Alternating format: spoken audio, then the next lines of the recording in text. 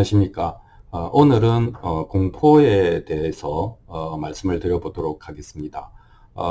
저도 그렇고 우리는 모두 공포를 느끼죠. 또 공포라고 하는 것 때문에 우리가 또 생존에 기여하는 바도 있기 때문에 공포라고 하는 것은 이제 양날의 칼과 같이 좀 불편하긴 하지만 또 필요하다 이렇게 생각을 하고 있습니다. 크리슈나무르티는 이 공포에 대해서 어떻게 이야기하고 있는지 한번 알아보도록 하겠습니다. 공포는 사실 그럼에도 불구하고 해로운 거죠. 이게 이제 공포가 지나치면은 심리적으로도 그렇고 육체적으로도 그렇고 저는 특히 육체적인 반응이 강하게 오더라고요. 육체적으로도 그렇고 또 사회적으로 관계도 좀 어려워지지 않습니까? 그래서 이제 흔히 말하는 이제 뇌의 혈액이 되뇌 피질에서 변연계로 몰리면 IQ가 낮아진다 이런 표현을 씁니다. 그래서 우리는 이제 욕망이나 공포라고 하는 감정에 사로잡히면 어리석은 행동을 할 수도 있고 판단을 그르칠 수도 있다 이렇게 이야기를 하죠. 그래서 이제 공포라고 하는 것은 그러니까 잘 다루어야 할 물건이다 이렇게 말을 할 수가 있겠습니다. 그런데 이제 우리가 공포라고 하는 것과 지혜라고 하는 것을 좀 구분할 필요가 있다. 둘 다 이제 민감하게 사태의 본질을 파악하고 대처하는 것인데 이 공포라고 하는 것과 지혜라고 하는 것은 조금 다르다 이렇게 이야기를 하고 있습니다.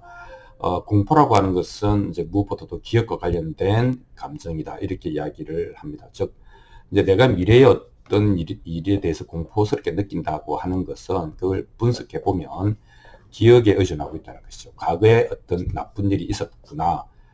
책을 봤거나 드라마를 봤거나 과거의 고통스러운 일이 미래에 또다시 그런 비슷한 것이 일어날 거라고 상상되는 것, 그게 사실은 공포의 심리적인 모습이거든요.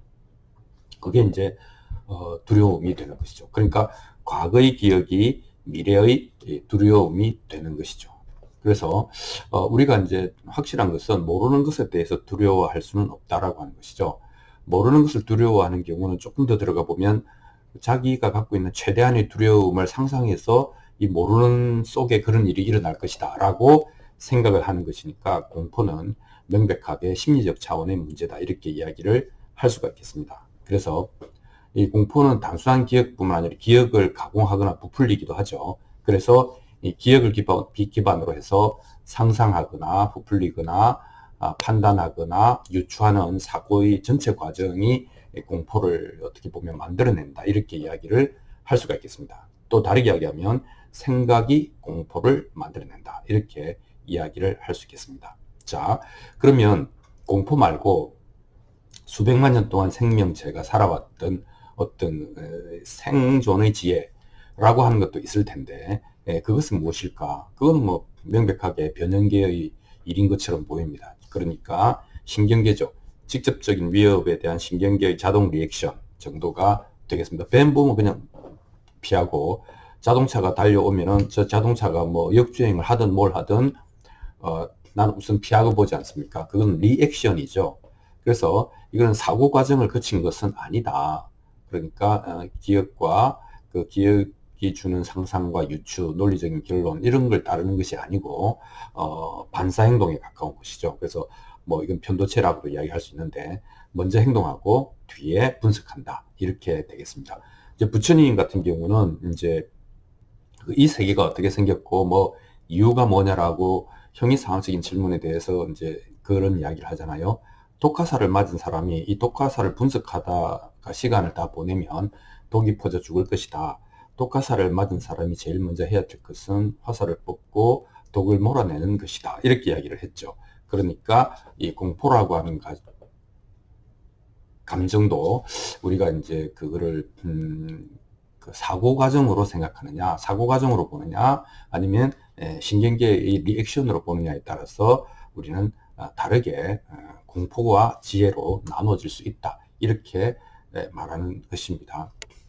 이제 그래서 이 공포라고 하는 것은 심리적 과정이고 사고 과정의 결과물인데 그렇다면은 심리적 공포를 해결하려면 필연적으로 사고 과정을 정지시켜야 된다라는 이제 생각이 듭니다. 그런데 우리가 이제 너무 두려워서 생각을 더 이상 이어나갈 수 없을 때 우리는 또 기절하기도 하죠. 놀라서. 근데 이제 기절 말고 사고를 자의적으로 종식시킬 수 있다고 하면 우리는 불필요한 공포 감정으로부터 해방될 수 있다, 이렇게 이야기를 할 수 있겠습니다. 우리가 이제 우리가 생각한다라고 하는 것은 이제 미래에 일어날지도 모를, 혹은 일어나지 않을지도 모를, 하지만 불확실한 그런 일의 가능성을 이제 이 상상으로 투사하는 것이죠. 그 투사는 기억에 의존하고 있죠. 그래서 이미지는 더 강화되고 생생해집니다. 그래서 이게 생생할수록 이제 진짜 실감나게 공포스러워지는 것이죠. 그러니까 공포라고 하는 것은 사고 과정의 아주 정교한 사고 과정의 산물이다, 이렇게 이야기를 할 수 있겠습니다. 자, 문제는 억지로 말고 자연스럽게 이 사고의 과정이 정지할 수 있는가 하는 것이라고 크리슈나무르티는 얘기를 합니다. 그러니까 노력하지 않고, 이런 뜻이 되겠습니다.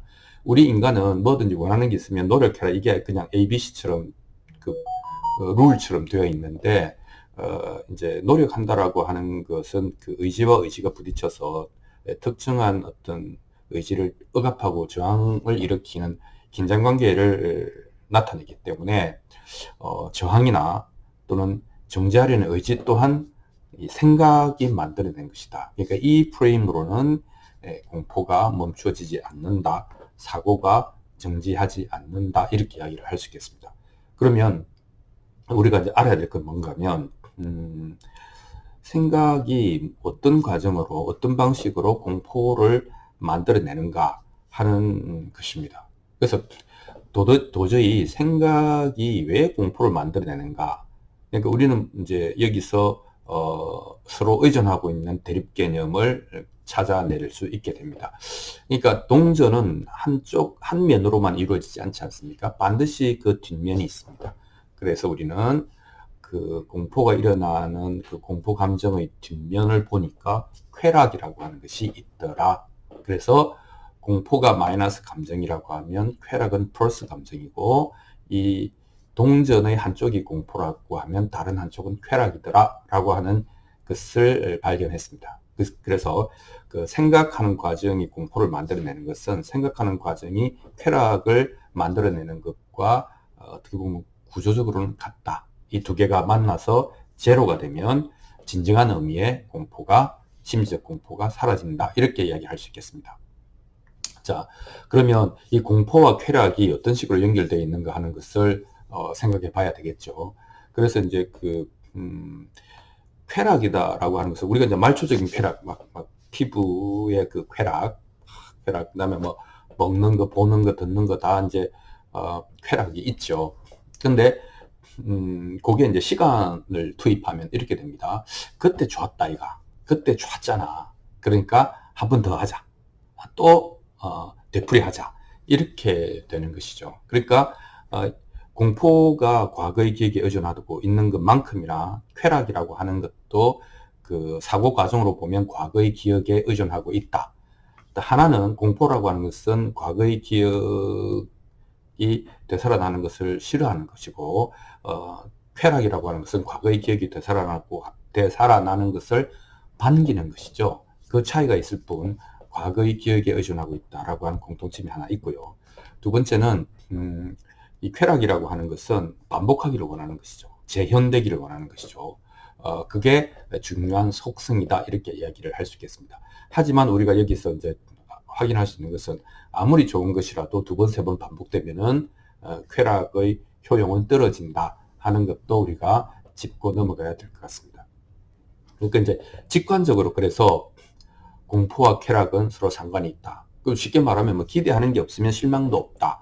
뭐 산이 높으면 골이 깊다. 뭐 그죠? 나무가 크면 크게 자라면 그림자가 길다. 뭐 이런 음양의 법칙 아니겠습니까? 그래서 공포와 쾌락은 뭐 하여튼 뭔가 서로 긴밀하게 연결되어 있을 것이다 라고 하는 것은 우리가 직관적으로 알 수 있습니다. 그래서 이 서로가 이제 그 공포와 쾌락이라고 하는 것은 막 그 롤러코스터를 타죠. 그러면서 종국에는 공포와 쾌락 모두 우리에게 슬픔이라고 하는 것을 안겨준다, 이렇게 생각해 볼 수 있겠습니다. 그것도 우리가 이제 경험해 보면 그런 것 같다라는 얘기를 할 수 있겠네요. 그렇지만 그래서 이제 또 이제 똑같은 문제에 봉착하게 됩니다. 그러면 뭐 공포도 사고 과정이고 쾌락도 사고 과정이니까 이 공포나 쾌락이라고 하는 것을 의지로 누른다? 그것도 쉽지 않고, 그럼 생각을 끊어라. 생각하지 않는다고 그것도 쉽지 않지 않습니까? 그래서 이 이제 잘못된 길로 빠질 수가 있습니다. 이 도덕주의적으로 빠지면은 나는 쾌락도 공포도 가지지 않겠다라고 해서 쾌락과 욕망을 말살하려고 막 억누르거나 억압하거나 이 스스로를 야단치거나 이렇게 되면 잘못하면 그 억눌린 욕망은 이제 심리학적으로 얘기하는 무의식에 이렇게 들어가서 다른 식으로 분출되어서 변태가 될 수 있죠. 변태를 낳을 수도 있다. 이렇게 그건 건강한 것이 아니죠. 그래서 어떻게 싸우지 않고 해결하느냐, 어떻게 억압하지 않고 정지시키느냐, 이것이 핵심이 되겠습니다. 그래서 이 쾌락과 공포라고 하는 것은 동절의 양면이고 한쪽이 자유롭지 않으면 다른 한쪽도 절대로 풀리지 않는다 하는 것은 우리가 이제 이해할 수 있을 것 같습니다. 그 방법이 뭐냐? 이제 뭐 마음 공부의 핵심은 항상 그 조견, 밝게 비추어 보는 거잖아요. 지켜보는 거잖아요. 논리적으로 결론을 내는 것이 아니고 실상을 그대로 생생하게 봄으로써 알아차리는 것. 이게 핵심 아니겠습니까? 그래서 이것도 관찰과 이해밖에 없는데, 이제 우리가 이제 그러면 관찰한다라고 하는 것을 어떤 사람들은 평가까지 해버리는 사람들이 있습니다. 그러면 관찰하는 자가 권위를 가지고 기준을 가지고 이것저것을 평가적으로 보는 것이죠. 그렇지만 관찰자 없이 보는 것, 즉 하지 않고 보는 것, 그것이 있는 그대로 보기 위한 것이고 왜곡을 하지 않는 가장 유일한 방법이다. 이렇게 얘기를 할 수 있겠습니다. 심리학에서는 관찰자 없이 보는 거, 그저 지켜보는 것, 그것을 non-judgmental awareness라고 합니다. 그러니까 평가하지 않고 있는 그대로를 시시때때로 있는 그대로를 인식하는 것, 이것이 non-judgmental awareness. 이것이라야 우리가 평가에 의한 왜곡을 하지 않는다, 이렇게 이야기를 할 수 있겠죠. 평가에 의해서 왜곡하게 되면 그 눈에 보이는 대로, 그러니까 내 기준대로만 보게 되니까 있는 사실을 팩트 파인딩이 어렵겠죠. 팩트 파인딩이 어렵다는 얘기는 문제 해결이 안 된다는 얘기와 마찬가지가 되겠습니다. 그래서 우리가 이제 판단하거나 평가하거나 비교하거나 하지 않고 또 억압하거나 합리화 하지 않고 이제 나의 마음속을 이렇게 보게 되면 뭐 온갖 것들이 일어나는 것이죠. 뭐 내 마음속에 신념도 있고 선입견도 있고 굳어진 습관도 있고 야심도 있고 비전도 있고 또 남에게 내놓기 부끄러운 마음들도 있고 또 나라고 하는 자아관념도 있고 뭐 또 조금 알량하지만 좀 몇 권의 책을 읽어서 쌓아놓은 지식도 있고 뭐 이렇게 많을 거 아닙니까? 하지만 명상을 해보신 분은 알겠지만 그런 막 창고를 뒤지다가 지쳐버리는 마음, 그것은 어떻게 보면은 뭐 잔뜩 꿈을 꾸는 것과 똑같다, 뭐 이렇게 이야기를 할 수 있겠죠. 그래서 잠자는 꿈이나 또 우리가 인생에서 뭐 꿈, 비전, 드림이라고 하는 거나 다 우리가 이제 정확하게 관찰하는 것에 의해서 그것들은 꿈은 사라질 수 있다. 꿈은 깨라고 있는 것이다. 꿈은 이루라고 있는 것이 아닙니다. 꿈은 깨라고 있는 것이다. 이렇게 이야기를 할 수 있겠습니다. 그래서 마음 공부가 이제 되었다라고 하는 것은 더 이상 깨어서 꿈을 꾸지 않는다. 이런 얘기를 하는 것이죠. 그 사람에게는 신념이나 선입견이나 야심이나 비전이나 자아관념이나 이런 것들이 붙어 있기가 쉽지 않다라고 하는 것입니다. 이런 것들이 다 왜곡을, 인식의 왜곡과 감정의 왜곡과 행동의 왜곡을 일으키는 이제 요소들이죠. 그래서 그때야 비로소 깨어서 꿈을 꾸지 않는 상태가 되어야, 또는 그 정도로 정확하게 보여져야 비로소 사고, 생각, 두뇌, 마음, 뭐 우리가 뭐라고 부르든지 간에 이 미묘한 그것이 정지, 고요해질 수 있다. 이렇게 이야기를 할 수 있겠습니다. 그래서 우리가 해야 될 유일한 것은 직면, 있는 그대로 보는 것이다. 있는 그대로의 사실 앞에 서는 것이다. 해석하거나 억압하거나 또는 교묘하게 합리화하지 않고 이렇게 말을 할 수 있겠습니다. 자, 우리가 하는 생각, 행동, 감정이 전부 뭡니까? 공포와 쾌락이라고 하는 연결된 띠 속에 기초하고 있다 하는 것을 우리가 이해할 필요가 있다는 것이죠. 그리고 그것이 공포가 되었든 그것이 쾌락이 되었든 어느 쪽이든 우리를 과도하게 속박하고 있다 하는 것도 우리가 이해할 만한 일입니다. 그래서 아무도 이 문제를 해결해 주지는 못하죠. 또 스스로 자기 마음을 그러니까 관찰하는 마음이 관찰되는 마음, 즉 공포나 쾌락을 어떻게 작업하려고 해도 이건 이미 분열된 마음이 뭔가를 할 수 있지는 않습니다.